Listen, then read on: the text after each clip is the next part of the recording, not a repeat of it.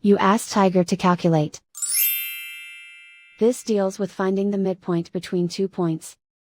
The midpoint between the 2 points is -3.5, -82.5. Let's solve it step by step. Plot the 2 points and calculate the midpoint using the formula.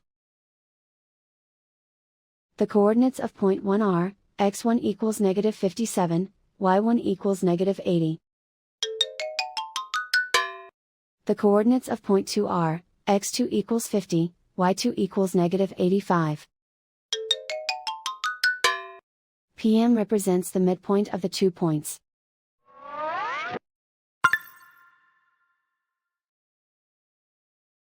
Use the x values in the midpoint formula to find the midpoints x. x1 equals -57. x2 equals 50.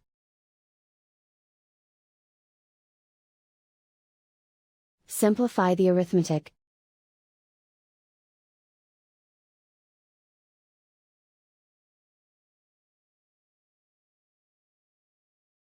Use the y values in the midpoint formula to find the midpoints y. y1 equals -80. y2 equals -85. Simplify the arithmetic.